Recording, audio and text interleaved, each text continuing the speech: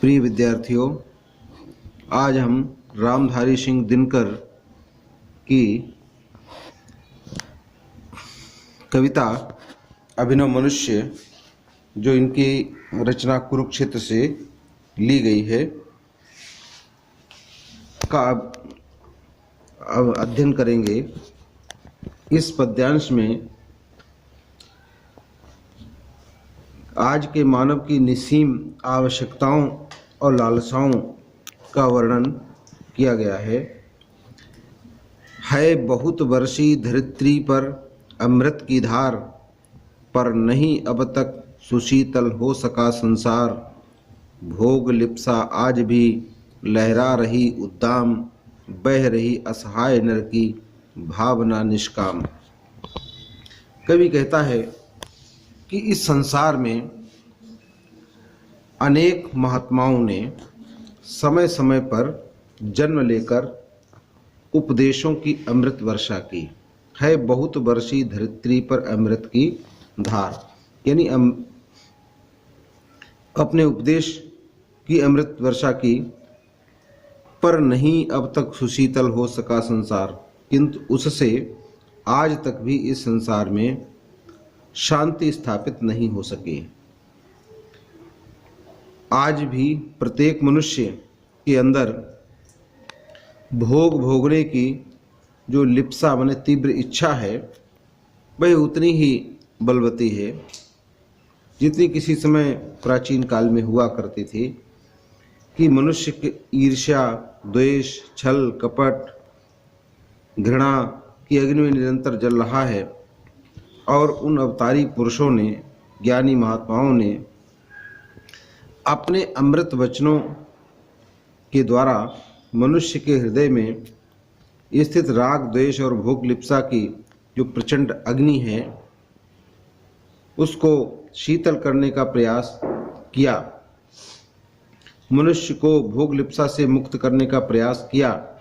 किंतु जो असहाय मनुष्य है का उसकी वह भोग भोगने की लिप्सा आज भी उतनी ही उद्दाम है, बलवती है।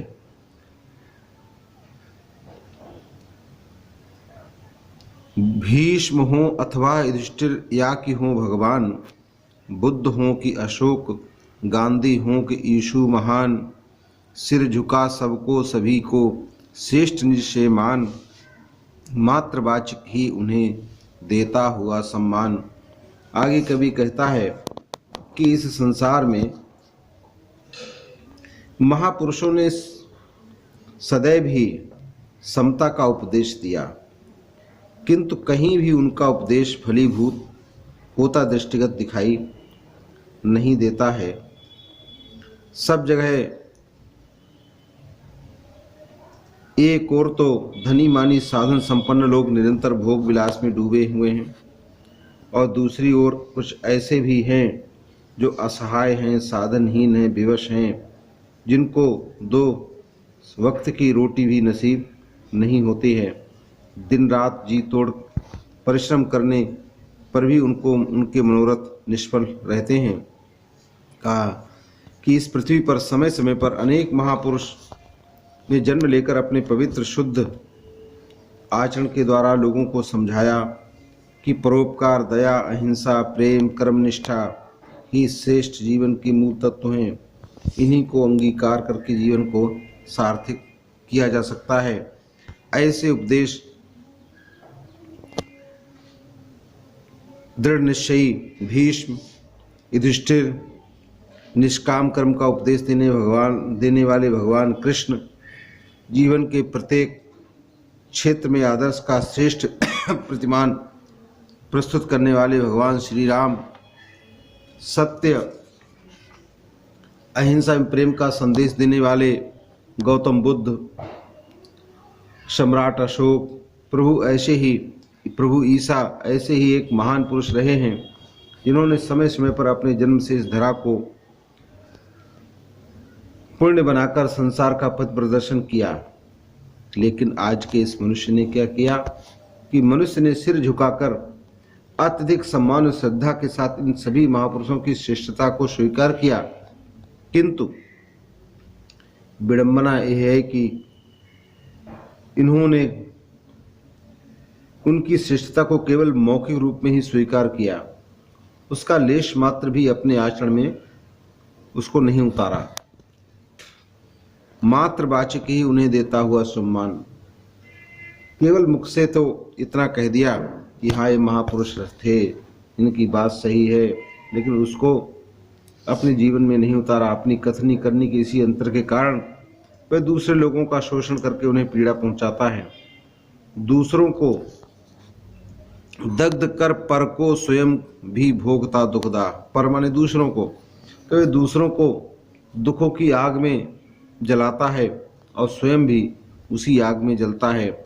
जा रहा मानव चला अब भी पुरानी राह। आज का मनुष्य भी अपने आदिमुख के क्रूर, निर्मम एवं पशुता के मार्ग पर निरंतर चलता जा रहा है।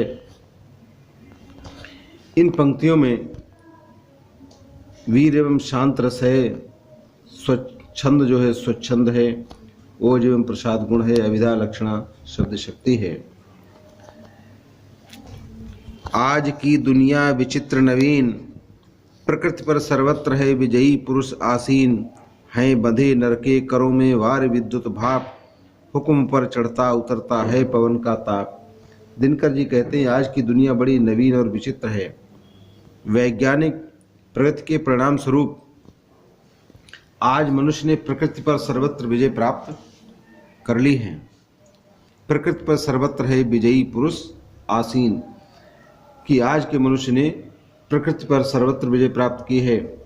आज के मनुष्य के हाथों में कि हैं बंधे नरके करों में वार विद्युत भाप। वारी माने जल, विद्युत भाप का इन सभी पर उसका नियंत्रण है। मनुष्य के हाथों आज जल, बिजली, दूरी, वातावरण, तापमान, ये सब कुछ बंधे हुए हैं। आज का मनुष्य इतना साधन संपन्न है कि वह गर्मी और सर्दी के मौसम को भी अपने अनुकूल ढाल लेता है। उसके आदेश पर ही पवन का तापमान कभी चढ़ता है तो कभी उतरता है। आपके घरों में जो एसी लगे हैं वो इसी का एक उदाहरण मात्र है नहीं बाकी कहीं व्यवधान, लांग सकता नर सरित गिर सिंधु एक समान। आज के मनुष्य के मार्ग में किसी प्रकार की कोई व्यवधान, रुकावट नहीं है। वह चाहे नदी हो, पर्वत हो, समुद्र को उस समान भाव से सबको लांघता हुआ चला जाता है। प्रकृति के सब तत्व शीश पर आदेश कर अवधार्य, प्रकृति के सब तत्व करते हैं मनुष्य के कार्य। मानते हैं हुक्म मानव का महावरुणेश, वरुणेश माने जल के देवता वरुण, और करता शब्द गुण अंबर महन वहन संदेश। नव्य नर की मुष्टि में विकराल, है सिमटते जा रहे प्रत्येक क्षण दिक्काल। दिक्काल माने दिशाएं, उपदिशाएं। तो कवि कहता है कि आज का जो मनुष्य है उसके प्रत्येक आदेश का पालन जो प्रकृति के तत्व हैं वे सब किया करते हैं। इस प्रकार मनुष्य का आज का मनुष्य पूर्णतः शक्तिशाली है, फिर भी उसमें जो मानवोचित गुण विकसित होने चाहिए वो विकसित नहीं हुए। उसमें बुद्धि ही विकसित हुई। विवेक की दृष्टि से आज भी आदिम के असभ्य मनुष्यों जैसा ही है। आज का मनुष्य इतना शक्ति संपन्न है कि उससे घबरा करके प्रकृति के सभी तत्व उसके आदेशों को अपने सिर पर धारण करते हैं, अर्थात उसका आदेश पालन करते हैं और उसकी इच्छा के अनुरूप उसके सभी कार्य करते हैं। आज जल के देवता वरुणेश भी उसके आदेश का पालन करते हैं, अर्थात वो जहाँ चाहता है वहाँ जल को उपस्थित कर देता है। जहाँ जल का अथाह सागर है वहाँ नदियाँ आदि पर बांध बनाकर वह विस्तृत सूखे मैदान में बनाने में सक्षम है। यहाँ तक कि अपनी इच्छा अनुसार जल बरसाने तक की विद्या को उसने प्राप्त कर लिया है। शब्द को ग्रहण करने के गुणों से संपन्न आकाश की विशेषता होती है, हवा की विशेषता होती है कि हम जो कुछ बोलते हैं वह हमारे शब्दों को एक स्थान से दूसरे स्थान तक ले जाता है। रेडियो, टेलीविज़न, टेलीफोन, मोबाइल इत्यादि ये साधन हैं जो उसके संदेशों को उसकी इच्छा अनुसार वहन करके इच्छित स्थान तक पहुंचा देते हैं। इस आधुनिक मनुष्य की विशाल मुट्ठी में सभी दिशाएं और समय सिमटते चले जा रहे हैं। प्रत्येक क्षण दिक्काल सभी दिशाएं और प्रत्येक क्षण मन समय सिमटता जा रहा है, अर्थात छोटा पड़ता जा रहा है। आज इस मनुष्य के अगाध समुद्र में ही नहीं वरन निसीम आकाश में भी यान विचरण करते हैं। ये मनुज जिसका गगन में जा रहा है यान, कांपते जिसके करों को देखकर प्रमाण। कि आज का ये जो मनुष्य है कि वह एक पक्षी की भांति स्वच्छंद आकाश में विचरण करता है। वह इतना शक्ति संपन्न है कि उसके हाथों की ताकत को देखकर शक्तिशाली परमाणु भी भय से थरथर कांपने लगते हैं। खोल कर अपना हृदय गिर सिंधु भू आकाश, है सुना जिसको चुके निज गुह्यतम इतिहास। खुल गए पर्दे रहा अब क्या यहाँ अज्ञे, किंतु नर को चाहिए निज विघ्न कुछ दुर्जय। सोचने को और करने को नया संघर्ष, नव विजय का क्षेत्र पाने को नया उत्कर्ष। कवि कहता है कि इस मनुष्य ने जो प्रकृति पर विजय प्राप्त की है वह उसकी साहसपूर्ण सफलताओं और निरंतर प्रगति करते रहने का ही परिणाम है। आज मनुष्य की बुद्धि शोधपरक प्रवृत्ति एवं साहसपूर्ण कार्यों के फलस्वरूप पर्वत, सागर, भू माने पृथ्वी, आकाश, ये कोई भी रहस्य अब उससे छिपा नहीं सके। गुह्यतम माने जो गुप्त गोपनीय से गोपनीय बात भी आज उसको पता चल गई है। खुल गए पर्दे रहा अब क्या यहाँ अज्ञेय, अज्ञेय माने जो जाना ना जा सके, अर्थात ऐसी कोई भी बात नहीं है कि जो इस मनुष्य को पता नहीं है। सारी बातों से, प्रकृति की सारी बातों से समस्त पर्दे हट गए हैं। किंतु ये मनुष्य की जो बुद्धि है वह सदैव नए नए विघ्न बाधाओं को खोजती रहती है। किंतु नर को चाहिए निज विघ्न कुछ दुर्जय, दुर्जय माने जिसको जीतना कठिन हो, ऐसे क्षेत्र उसको चाहिए। सोचने को और करने को नया संघर्ष, वह निरंतर ऐसी उपलब्धियों की कामना करता है जिन्हें सरलता से प्राप्त कर पाना संभव ना हो।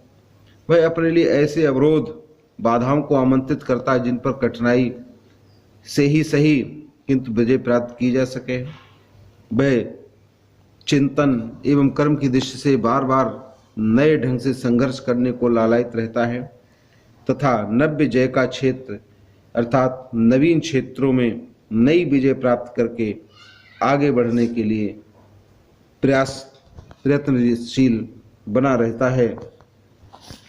पर धरा सुपरीक्षता विश्लिष्ट स्वाद विहीन, ये पढ़ी पोथी न दे सकती प्रवेग नवीन। एक लघु हस्ता मलक ए भूमि मंडल गोल, मानवों ने पढ़ लिए सब पृष्ठ जिसके खोल। कवि कहता है कि ये जो पृथ्वी है ये सुपरीक्षता है। सुपरीक्षता माने जिसकी भली भांति परीक्षण कर लिया गया हो, जांच कर ली गई हो। विश्लिष्ट जिसका विश्लेषण कर लिया गया हो, और स्वाद विहीन, अब इसमें कोई स्वाद नहीं रह गया। कहने का तात्पर्य है कि मनुष्य की प्रवृत्ति प्रगति के नित नए क्षेत्र खोजने की रही है। इसी के परिणाम स्वरूप उसने संपूर्ण पृथ्वी की जांच परख की, उसका विश्लेषण किया। अब पृथ्वी पर कोई ऐसा तथ्य नहीं रहा जिसके बारे में मनुष्य ने ज्ञान प्राप्त ना कर लिया हो। ये एक ऐसी पोथी बन गई, किताब बन गई है जो अब उसको कोई नया प्रवेग माने ज्ञान प्रदान नहीं कर सकती है। एक लघु हस्तामलक ए भूमि मंडल गोल, हस्तामलक माने हाथ पर रखा हुआ आंवला, कि उसने पृथ्वी की सारी जानकारी प्राप्त कर ली। जिस प्रकार किसी पुस्तक को पढ़कर के उसका सारा ज्ञान आसानी से प्राप्त कर लेते हैं, इसी तरह से पृथ्वी पर भी उसके लिए कुछ भी अज्ञेय नहीं है। अब वैज्ञानिक प्रगति के संबंध में भी उसका कोई नया क्षेत्र नहीं बचा। जैसे हथेली पर रखा हुआ गोल मटोल छोटा सा आंवला हो, ये पृथ्वी उसके लिए एक ऐसी ही बन गई है। निष्कर्ष ये है कि मनुष्य ने पृथ्वी रूपी पुस्तक का एक एक पृष्ठ पढ़कर उसको कंठस्थ कर लिया है। किंतु नर प्रज्ञा सदा गतिशालिनी उद्दाम, किंतु जो नर माने मनुष्य की प्रज्ञा माने बुद्धि है, वह सदैव तीव्र गति से चलती रहती है। उद्दाम माने तीव्र। ले नहीं सकती कहीं रुक एक पल विश्राम, ये एक पल के लिए भी, एक क्षण के लिए भी कहीं भी रुकती नहीं है, विश्राम नहीं करती है। ये परीक्षित भूमि, ये पोथी पठित प्राचीन, ये भूमि, ये पृथ्वी जिसका उसने भली भांति परीक्षण कर लिया है, ये उसके लिए एक पुरानी पढ़ी हुई किताब के समान है। सोचने को दे उसे अब बात कौन नवीन, वह निरंतर इसी बात को सोचता रहता है कि ऐसी कौन सी किताब मिले, ऐसी कौन सी बात मिले जिससे उसे नए ज्ञान की प्राप्ति हो। अब उसके चिंतन के लिए कोई भी नई बात शेष नहीं रह गई है। ये संपूर्ण भूमंडल, ये लघु ग्रह भूमिमंडल व्योम, यह संकीर्ण, चाहिए नर को नया कुछ और जग विस्तीर्ण, कि ये छोटे छोटे ग्रह मंडल, भूमि मंडल, आकाश, ये सब उसके लिए एक संकीर्ण बन गया है, छोटा सा क्षेत्र बन गया है। किंतु ये मनुष्य की जो बुद्धि है, ये निरंतर नए नए ज्ञान के क्षेत्रों की खोज करता रहता है। वह चाहता है कि उसे कोई नया और व्यापक संसार प्राप्त हो। इस प्रकार मानव नए और विस्तृत संसार की खोज के लिए निरंतर प्रयत्नशील बना रहता है। ये मनुज ब्रह्मांड का सबसे सुरम्य प्रकाश, कुछ छिपा सकते न जिससे भूमि या आकाश, यह मनुज जिसकी शिखा उद्दाम कर रहे, जिसको चराचर भक्ति युक्त प्रणाम। कवि कहता है कि यह सत्य है कि मानव सृष्टि का सबसे अधिक सुंदर रचना है, अथवा वह ज्ञान का अनुपम भंडार है। वह विज्ञान से पूर्णतः परिचित हो चुका है। कुछ छिपा सकते न जिससे भूमि या आकाश, की आकाश से लेकर के पाताल तक जानने का कोई ऐसा रहस्य नहीं है जिस रहस्य को उसने ज्ञात न कर लिया हो। किंतु कवि कहता है कि इस प्रकार मनुष्य ने सब कुछ प्राप्त किया है। ये मनुष्य जिसकी ज्ञान की लौ निरंतर तीव्र गति से चलती रहती है, जिसको संसार के समस्त प्राणी चराचर उसको भक्ति भाव से प्रणाम करते हैं। ये मनुष्य जो सृष्टि का सबसे सुंदर श्रृंगार है, ज्ञान का, विज्ञान का, आलोक का भंडार, आगार, कि सब प्रकार से ज्ञान के क्षेत्र में, विज्ञान के क्षेत्र में कह लीजिए अथवा कह लीजिए ये ज्ञान का वास्तविक भंडार है। आगे कवि कहता है कि पर्ण एह परिचय मनुष्य का एहन उसका श्रेय। ये मनुष्य का वास्तविक परिचय नहीं है और ना ही इस बात के लिए उसको कोई श्रेय दिया जा सकता है, ना ही इसकी कोई महत्ता है। मानव की महत्ता तो केवल इतनी ही है कि वे अपनी बुद्धि की दासता से मुक्त हो और बुद्धि पर उसके सजग हृदय का अधिकार हो। श्रेय उसका बुद्धि पर चैतन्य उर की जीत, श्रेय मानव की असीमित मानवों से प्रीत, अर्थात में बौद्धिक बल की अपेक्षा हार्दिक बल का प्रयोग करें, अधिक से अधिक मानवों के प्रति अपना सच्चा प्रेम व्यक्त रखे। दिनकर जी सच्चे मानव की व्याख्या प्रकट करते हुए कहते हैं कि एक नर से दूसरे के बीच का व्यवधान तोड़ दे जो बस वही ज्ञानी वही विद्वान और मानव भी वही। कि दिनकर जी कहते हैं कि ज्ञानी मनुष्य, वही मनुष्य ज्ञानी है, वही विद्वान है और सच्चे अर्थों में मनुष्य भी वही है जो एक मनुष्य से दूसरे मनुष्य के बीच की बढ़ी हुई दूरी को मिटा दे, वही श्रेष्ठ मानव है। और जो अपने को एकाकी या अकेला ना मानकर वसुधैव कुटुंबकम की भावना का अनुसरण करे, वास्तव में सच्चा मनुष्य वही है। यहाँ दिनकर जी ने मानव कल्याण की भावना पर विशेष बल दिया है। उनके अनुसार सच्चा मानव वही है जो विश्व में बंधुत्व का प्रचार प्रसार करे। अंत में कवि कहता है कि निरंतर जो मनुष्य विज्ञान की ओर भागता रहता है, कभी आज इसको जो है इस विज्ञान से सावधान रहने की आवश्यकता है कि सावधान मनुष्य, यदि विज्ञान है तलवार तो इसे दे फेंक तजकर मोह स्मृति के पार, हो चुका है सिद्ध है तू शिष्य अभी अज्ञान, फूल कांटों की तुझे कुछ भी नहीं पहचान, खेल सकता तू नहीं ले हाथ में तलवार, काट लेगा अंग तीखी है बड़ी एह धार। कवि कहता है कि विज्ञान ने व्यक्ति को नए नए उपकरण दिए हैं, साधन दिए हैं, नए अस्त्र शस्त्र सुविधाएं उपलब्ध कराई हैं। साथ ही विज्ञान ने विनाश की भी परिस्थितियां उत्पन्न की हैं कि यदि मानव विज्ञान के साधनों का दुरुपयोग करेगा तो वे ही कल्याणकारी साधन मानव के विनाश का कारण बन जाएंगे। इसलिए हे अभिनव मनुष्य, तू सावधान हो जा, क्योंकि तू विज्ञान रूपी इस तीक्ष्ण धार वाली तलवार के साथ खेल रहा है। इस विज्ञान रूपी तलवार का मोह त्याग कर तू इसे अपनी स्मृति से भी परे फेंक दे।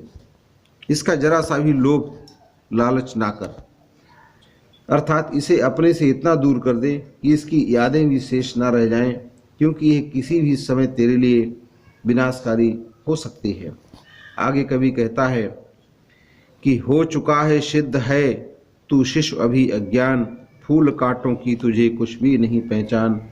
कि हे मनुष्य, तेरी क्रियाओं और विज्ञान के उपयोग की पद्धति को देखकर स्पष्ट हो चुका है कि इसके समक्ष तू अभी अबोध शिशु की भांति है। ऐसा बालक जिसको किसी भी ना तो अच्छी बात का बोध है ना बुरी बात का बोध है।